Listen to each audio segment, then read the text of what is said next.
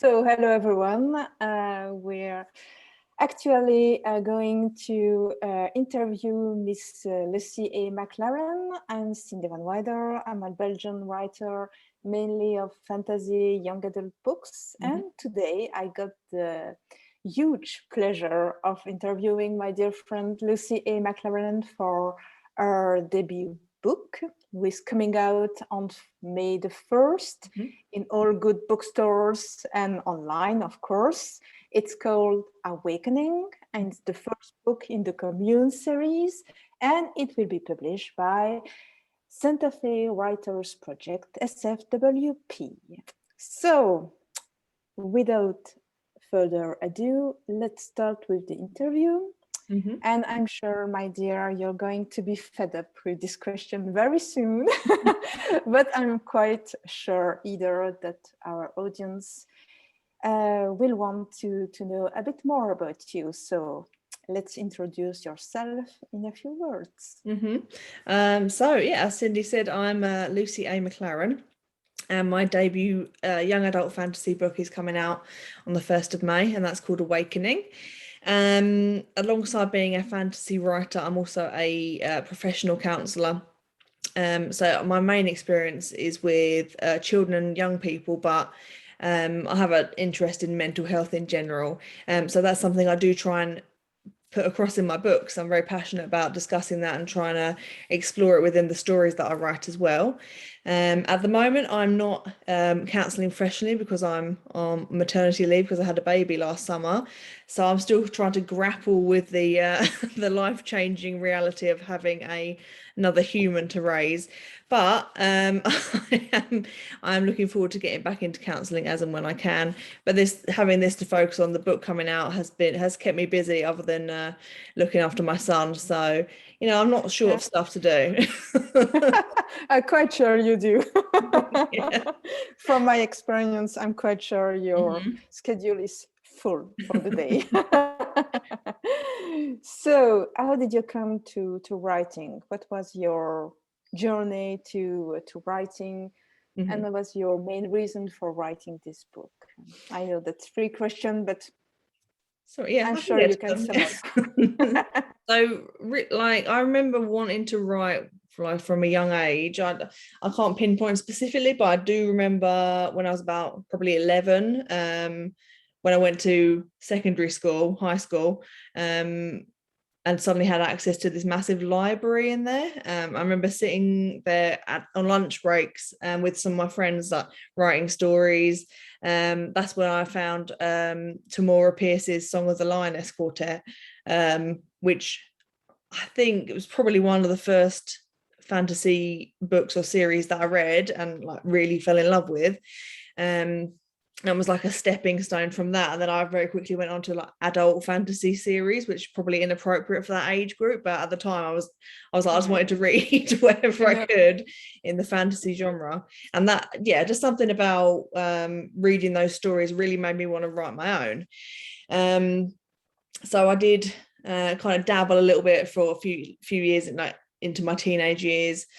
I did stop for a long time, just for whatever reason. I think I was thinking, I'm not good enough at writing, so I'm not going to carry it on, kind of thing.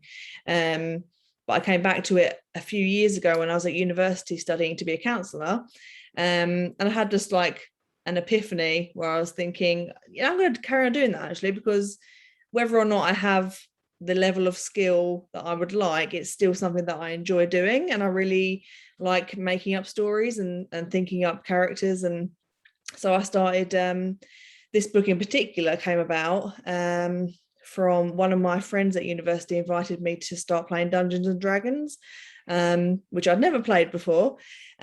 So I had to create my character, and I created a character called Evelyn, who was a fighter, because I'm very predictable when it comes to stuff like games like this, like video games and stuff. I always go for the fighter option. It's the easiest to get on with.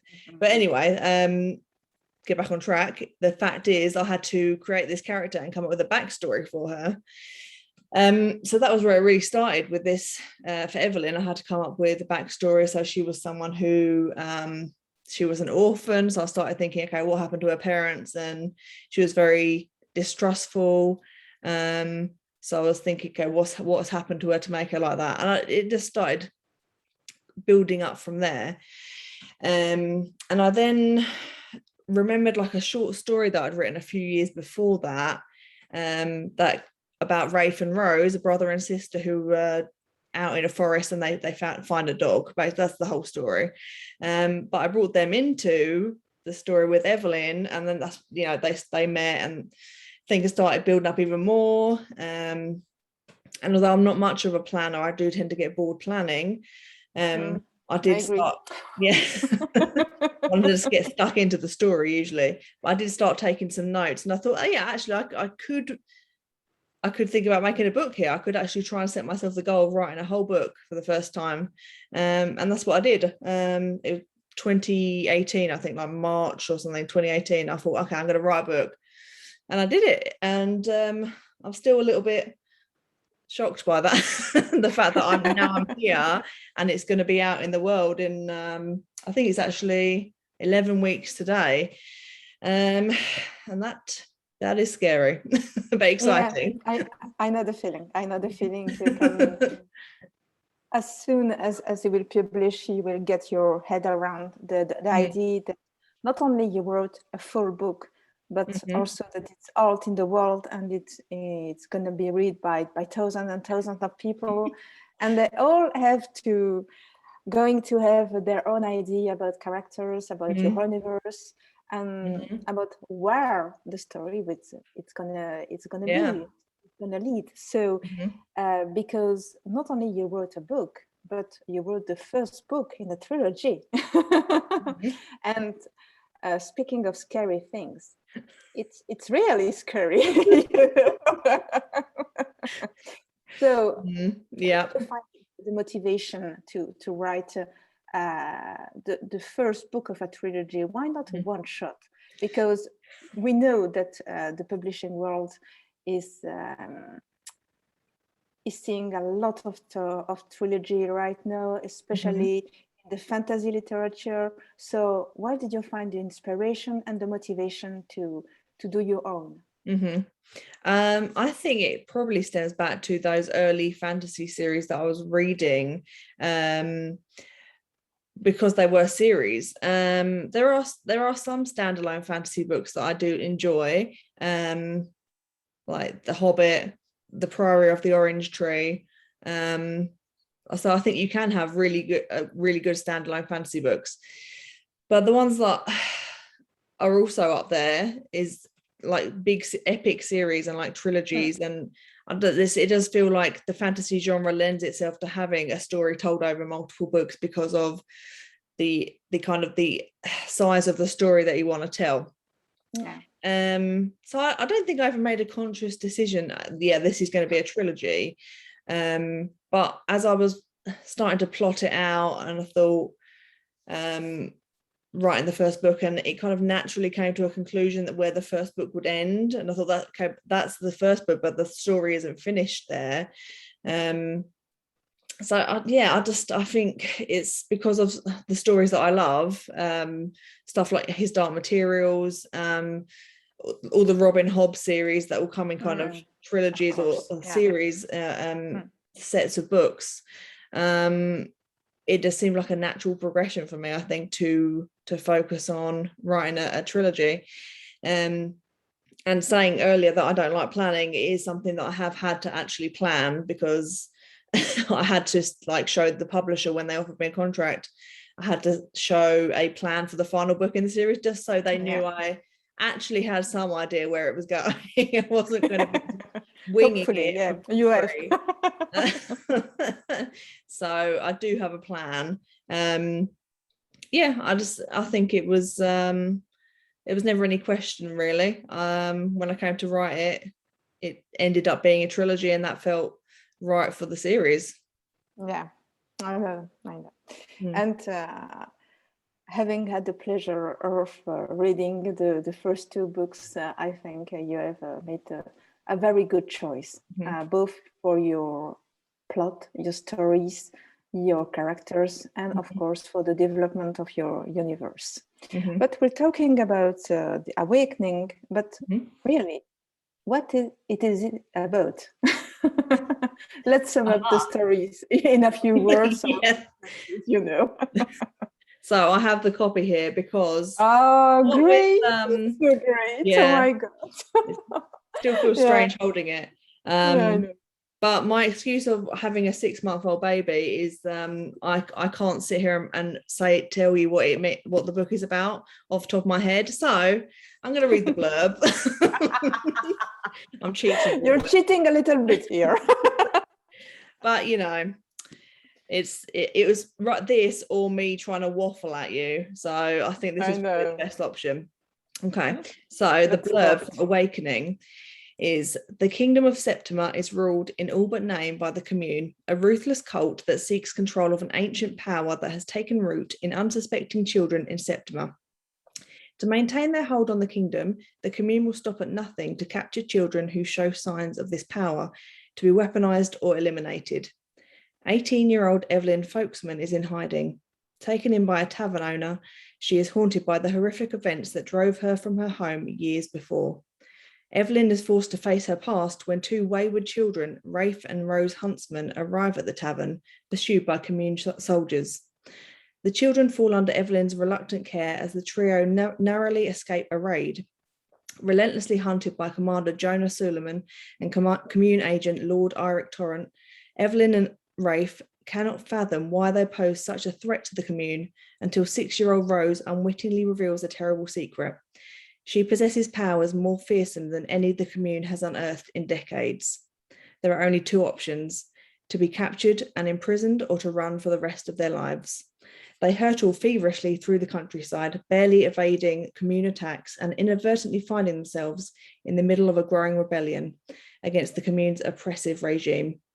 Evelyn, Rafe and Rose must learn who to trust and who to fight as they evade the deadly grasp of the Commune in the first chapter of this exciting new trilogy. Ta-da!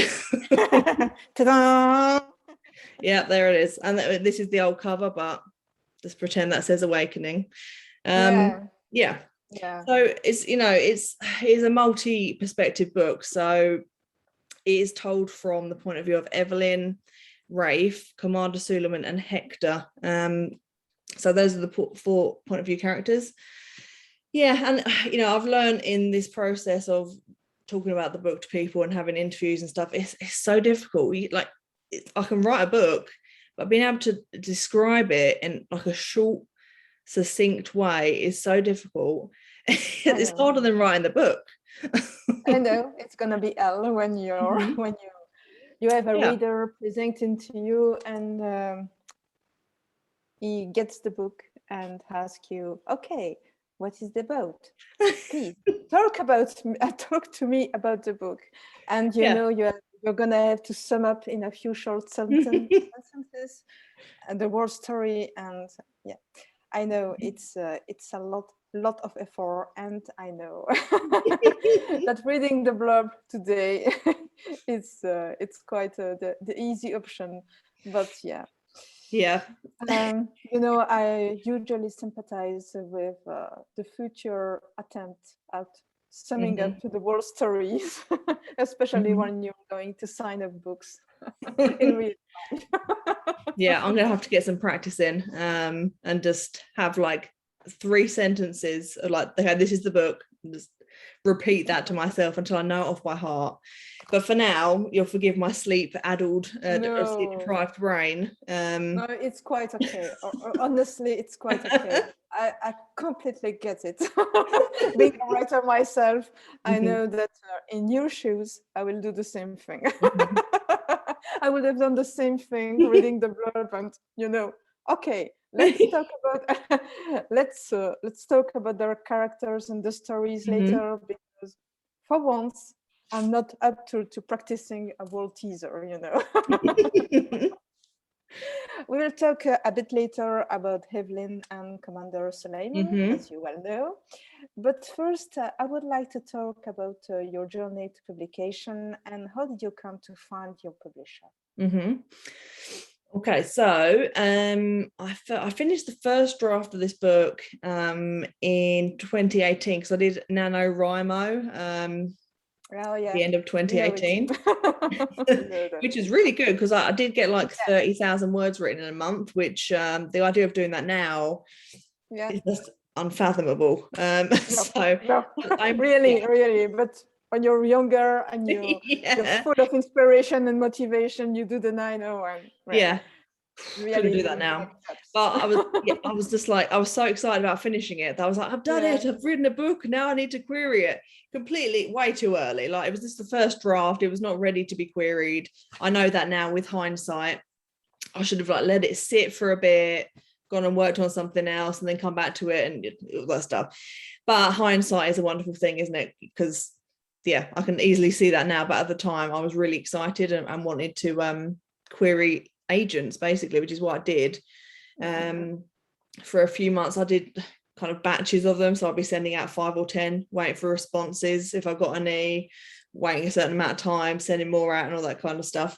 When I was getting either rejections or no response, I did eventually realize I probably had to go back and look at the book and think, what do I need to change here? Do I need to work on anything? You were heavily involved as a critique partner at the time, so I had fantastic help from yourself, had help from other kind of beta readers as well.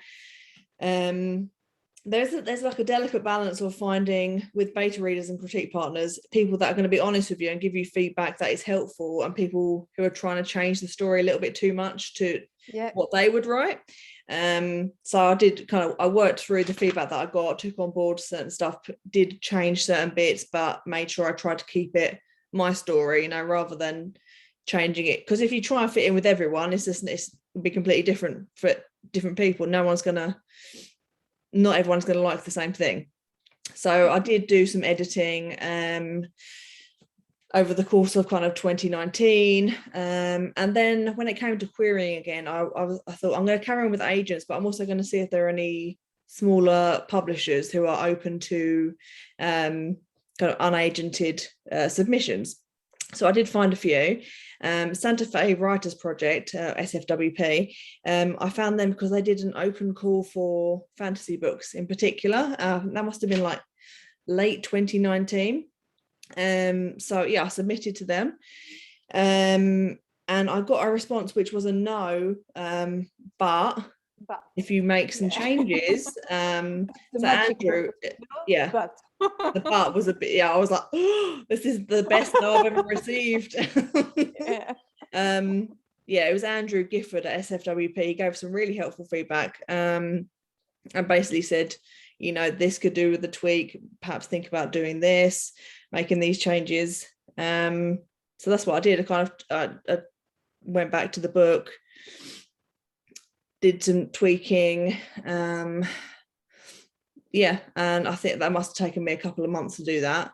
And then I resubmitted it to SFWP, waited, because that's a big part of the game, is waiting. When you put things on submission, there's a lot of waiting to be done, a lot of email inbox checking and refreshing. Oh yeah, indeed. A lot of refresh button. Oh yeah, you like wear it out, don't you, that refresh button?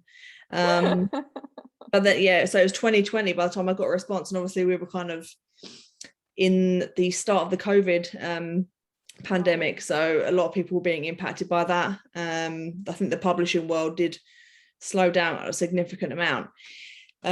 Despite that, Andrew did offer me a publishing contract with SFWP, and I was so excited. I remember like running downstairs to my husband, and I was like, look, read this email.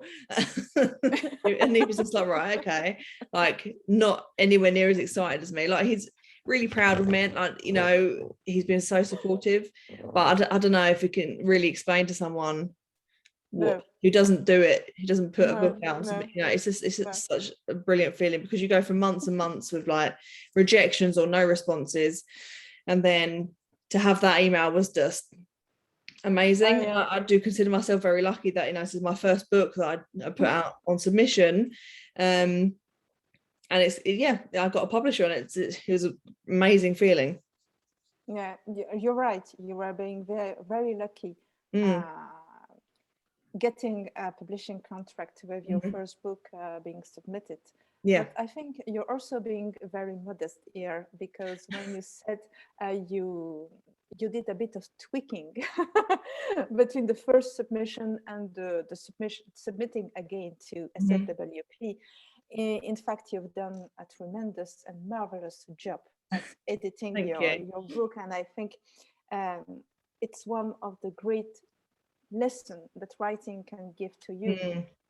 It's the work you're doing into getting your book into shape. And it will be a first. You are getting a very good job with with your first book. I know I was there for the main part, and I've seen the change into the many drafts you are getting, and all congratulations to you, because you've done a marvelous job, and you were very persistent into following your dreams. And really, I applaud you, my dear. Yeah, because you know what, right? Thinking back to 2018 when I was really excited about finishing the first draft. That oh wow, I don't know how many times how many drafts we would call it now. I feel like I've read the book about 1,000 times, and it has changed a lot since the first draft. You know, the core of the story is obviously stayed the same, but there's been a lot of things added, and just a lot of editing, and it is a constant process, isn't it? And writing the book is just the first step, and I don't think I realized that 4 years ago. You don't at first. It's later when you said, oh my god, what have I done into writing a book, you know.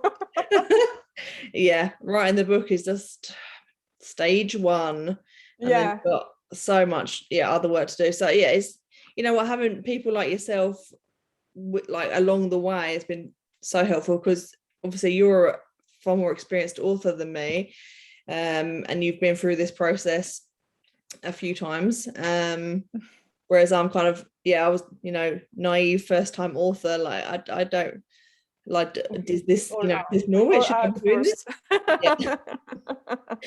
But I'm really happy if I can have helped you along the way to being a published writer.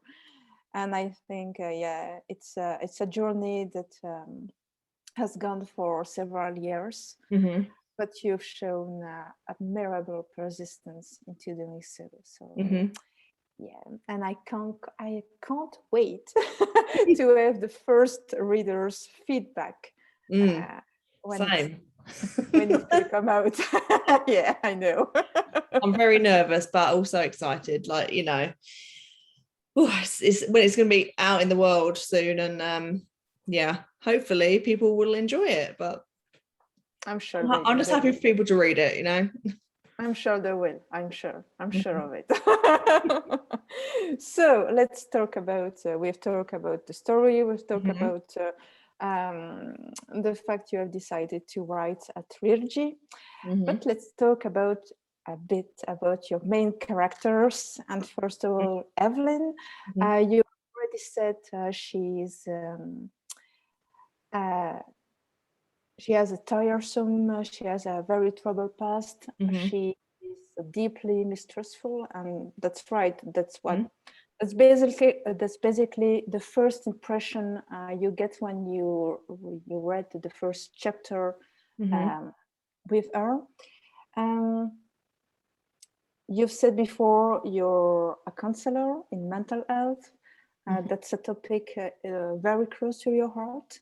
So how much input, professional input from your professional activity as a counselor did you put in your work? And especially with the development of Evelyn. She's one kind of the first character that I was really fleshing out, I would say. And I would say being a counsellor, and especially being a counsellor who's worked with teenagers, did have a big impact on that. In terms of, I would never use anyone's specific experience or example from a client, because that would feel wrong, but it's just the numerous clients that I've worked with, the things that I have seen and the mental health issues that have come up. In order to make Evelyn's realistic, I did kind of pull from real life examples and merge them together. So for Evelyn, she's got a troubled past, she's got a trauma that she's trying to deal with. She gets a lot of anxiety. She kind of gets flashbacks and stuff like that. She does have difficulty connecting with other people and trusting other people. She has a bit of a reliance on alcohol to try and numb how she's feeling. And these are all examples of things that either from personal experience I've had myself, I've seen people in my life have, or my counselling clients. So everything that I've tried to use in this book is something that either as a counsellor I've seen or spoken to someone about, or has come from my own personal experience. And there's also the counselling theory as well that comes into it. So I won't go into huge amounts of detail. I should hopefully have some articles coming out over the coming months that explain certain counselling theories and how they explain or can explain, you know, this happened in your childhood, so this could potentially lead to these kind of behaviours as you grow older. So those definitely influenced how I was writing characters well, and Evelyn in particular. So she never knew who her parents were. And that is something that has impacted on her up till now. So she's 18 in the story. She's never really felt like she belonged anywhere until, you know, where we meet her, she's staying in a tavern with a lady called Bessie, who's the first person who's really kind of taken her in and looked after her for the couple of years preceding the start of the book. And that's kind of very quickly torn away from her at the beginning of the book. So that's something else for her to deal with, on top of suddenly finding herself responsible for Rafe and Rose, who are younger than her. They are children. Yeah, and she's someone who has low self-esteem. She questions herself a lot, and these are behaviours that, like I say, have either I've experienced myself. You know, I've been someone who has had anxiety before and low self-esteem. I know what it feels like to kind of doubt every decision you make and to feel like no one likes you and everyone's judging you and all these kind of things. And as well as that, working with teenagers, I have seen the impact that anxiety has had on them, or certain experiences have had on them. And I've used those to think about, okay, so how could this show in Evelyn and how could that present in her? Yeah, so I think it's, like I said earlier, is something I'm passionate about, exploring mental health issues within the story. Because one thing I hope for readers is, if there is a reader who, for example, has feelings of anxiety or low self-esteem or whatever it may be, Evelyn kind of starts learning through her relationships that she develops with Rafe, for example, that actually there are going to be people who you can talk to and who will believe you and not question you and things like that. So that was something I wanted some people to possibly take out of this, is that there are people that you can trust, basically. Yeah, and I think that through the books and through the trilogy, it's really a journey of personal growth and personal development. We are going to see in this character, not only for this character, but mainly for her, along the story, the story in general. But speaking of research, and you said that you've done a lot of work for Evelyn, but you also have main characters, main point of view, especially with Commander Suleiman, who is a personal favorite of mine, I must say. And we are going to talk about the diversity question, because in your book, this character is a Black gay character. So how did you come to imagine him? What kind of research have you done? Which kind of help have you requested for creating this particular character? Yeah, so he's like you said, Commander Suleiman is a Black gay man. Obviously I am neither of those things. No. So in terms of research, so I was thinking about this, a lot of it goes back to my training as a counsellor. And I remember reading this book called Race, Culture and Counselling by someone called Colin Lago. And that book was basically the first time I learned about white privilege, and suddenly opened my eyes to all the issues that are present in our society. And yeah, since then, it's something that I've never been able to ignore since then. And it's something that I wanted to include diversity in my book, because I feel personally there has been issues in fantasy in particular of having kind of whole white past, whitewashing, in a very recent post. And I know this is something that's coming to more people's awareness lately, and the publishing world in general is trying to encourage authors of color and LGBT QIA plus authors, and so part of me is very aware that I'm a white cisgender woman and I'm writing a Black gay character. So I did want to be very sensitive about this, and I wanted to make sure that I was taking kind of, for his experiences in particular, real world examples. For me, a lot of influence on that was the fact that Brexit and all that, I'll try not to swear, all that stuff has been happening in the UK. Restrain yourself, and stuff like the Windrush generation in the UK and how those people have been treated in this country in recent years.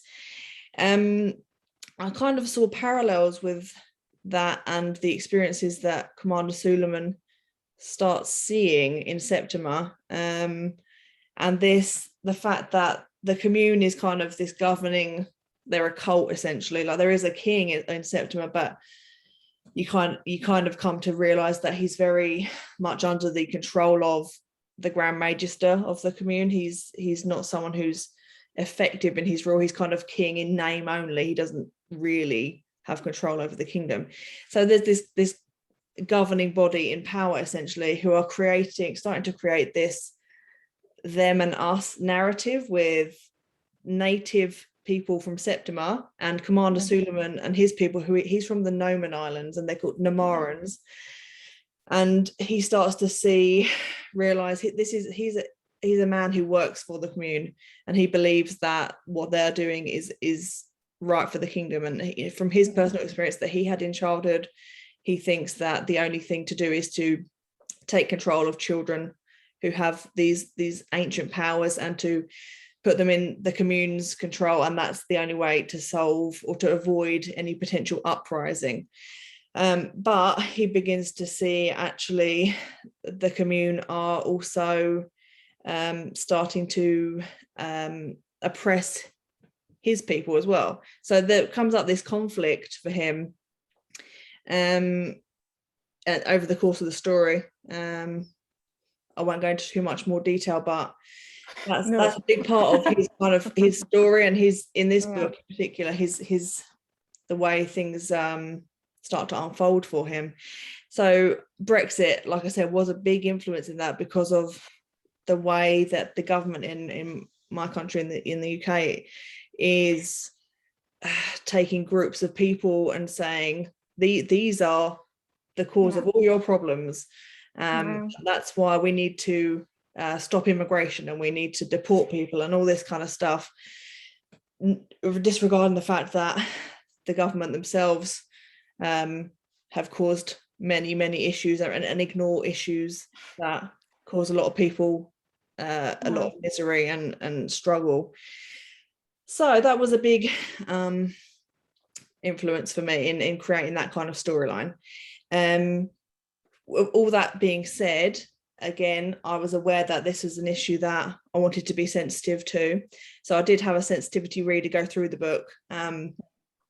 Someone who is who's Black and was able to kind of comment on, was I being sensitive to these issues? Was I being insensitive at any points, or were there things that I could change and potentially want to think about a little bit more? And she gave really helpful feedback and advice. I made some changes based on what she had told me, and that kind of helped me to see, to make sure that I was essentially being as sensitive as possible when dealing with a minority ethnic character who is not from a background that I'm from, basically. Again, it's a fantasy world, but I'm white, he's Black. There are parallels to real life. So it was important to me to make sure I had a sensitivity reader involved. Yeah, I can feel it's very important to you, but I already felt it. But when reading the first draft of your stories, I think that Commander Suleiman, as you said, he is a character who really believes he's doing the right thing when working for the Commune, and it really embodies the sense of conflict, of growing conflict. His feeling is literally torn between his duties and what is being slowly being aware of what's going on under his very eyes. I won't give any spoiler. Don't be afraid. But yeah, it's as I said, is a personal favorite of mine, and really I can't wait to see in particular the feedback of readers for this very character. I'm sure is going to be a character people are feeling very passionate about, and can't wait, really. So speaking of writers' experience, I'm sure you're going to attend a few convention and events in the coming month for your books. So can you tell us a bit more about it? Well, that is certainly the plan. I've got a few that I've signed up for, essentially, and I'm waiting to hear back from. So at the moment, all I can say is I'm in the process of getting everything lined up, and I will be I'm sitting again with the email refreshing. It's back to the pressing the button. You never stop. Exactly. I thought I was done, but no. But I really want to do events, and I want to do kind of readings and stuff like that. They may end up being online rather than in person, but because of things that still aren't 100% back to normal, as we know. But I will try and do both. I would like to do a mix of both, really. Ideally, that would be really nice. But what I'll do is as soon as I've got confirmation of these, I'll be putting them on my social media, and I'll also put dates on my author website as well. So I will certainly keep people up to date on what I'm getting involved in. Hopefully I'll be finding out over the next couple of months. Finger crossed for all the events and convention you're already booking right now at the moment. I hope you will get to attend as many as possible, especially now that we are slowly going back in real life events. I know it's kind of amazing when and you see what went on in the recent month. But yeah, I know hopefully I think we are slowly seeing those changes. Because I'd love to go to physical events. It feels like that would be really daunting, but very exciting to be able to actually meet people who perhaps have read the book or want to read the book, and that would be amazing. So hopefully that's something that can happen. There are a few things I would like to attend this year, so like I said, fingers crossed I can do some announcements over the coming months.